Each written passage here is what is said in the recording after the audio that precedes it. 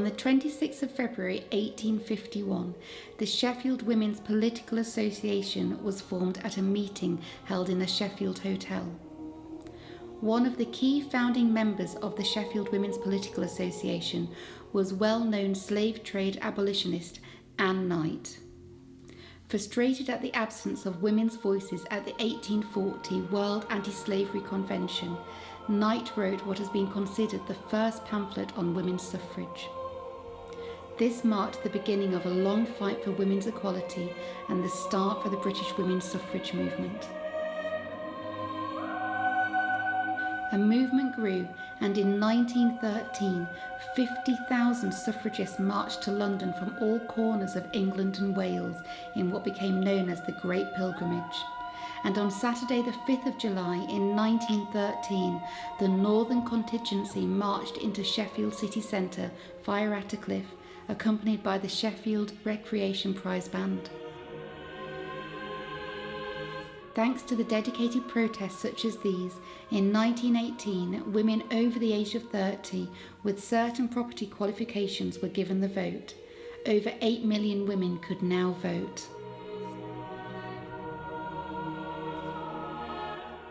Ten years later, in 1928, women were finally granted equal suffrage. They were enfranchised on the same terms as men. Since then, female representation in politics has come a long way, with only one female MP in 1919. The 2019 general election saw 220 women elected as MPs. The last 100 years have seen women reach numerous legal and political milestones. This representation has had a tangible impact on the lives of women in Britain. For example, in 1970, the Equal Pay Act was passed. In 1986, statutory maternity pay was introduced, and by 1993, equality between women and men in higher education enrolment was achieved. However, as Caroline Criado Perez has noted, 75% of global unpaid work is done by women. As of 2019, the gender pay gap stood at 17.3% based on median gross hourly earnings. Therefore, while women were granted the vote in 1918, the fight for equality continues. Women's Movement 100 is a dance for film project taking 100 women from communities across the north of England, addressing issues surrounding the women's suffrage movement. Working in dance, your motivation and creativity derives from all sorts of scenarios, but this time I wanted to explore the concept of collaborating with academics, giving artistic form and movement to their research. The movement within the movement, let's explore it a little. I wanted to portray a movement not just within the traditional sense of moving, but taking a stance, forming a collective, a gathering, a sense of uprising, and articulate a strength of controlled empowerment to women through unity, but also from the direction of the political mobilisation of women for political rights. This growth and drive of women uniting and fighting for and asserting their rights, their needs, their dreams, but most importantly, their futures. Within the choreography, you see insights into the struggles of life, the subservient learned behavioural characteristics of women, the labouring body and the complex pathways and fights endured by so many. Our northern heritage of industrial working mechanisms formed for many the sheer backbone of economics and life. Accelerations in tempo and movement acknowledge historical and political shifts. The uniting of momentums and the directional changes represent challenges faced through what is a very complicated and non-linear story. For example, the different approaches taken by suffragettes and suffragists in their strive to achieve equality. I wanted to recognise how the female form is represented in numerous parts of her life. The lack of worth and belief in achievements in work and politics, the lack of statues and monuments reflecting the accomplishments of women nationwide and historically. While women have made huge progress, we still have a long way to go. There remains a large disparity in a wide variety of different sectors and ways of life. As Julie Gottlieb has emphasised, getting the vote in 1918 did not signal an end to the cause, and we must always be aware of this. The feminist struggle for women's equality has been a notable feature throughout this last century, despite those who claim otherwise. Change and progress has been cyclical and not linear. So just like the fight for equality has not ended, neither has this project. There must be further research and compilations put together in order to truly understand the wide scope and variety of the Women's 100 movement and its place within contemporary society today.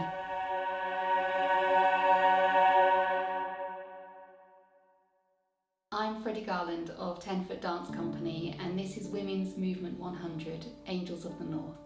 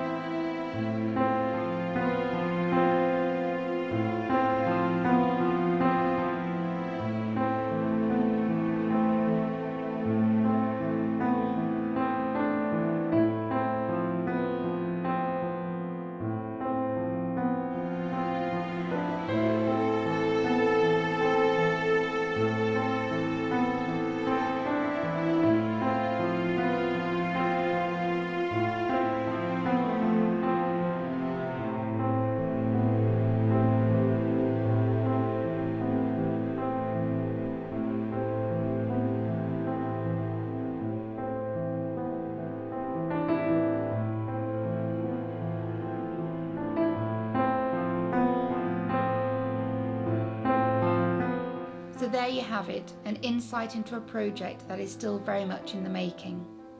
The research, creation, choreography, and everything that builds from the foundations up a large-scale, multifaceted community project. COVID-19 brought all physical activity to a pause. However, we look to resume this project at its very earliest opportunity and hope you will continue to be a part of the journey.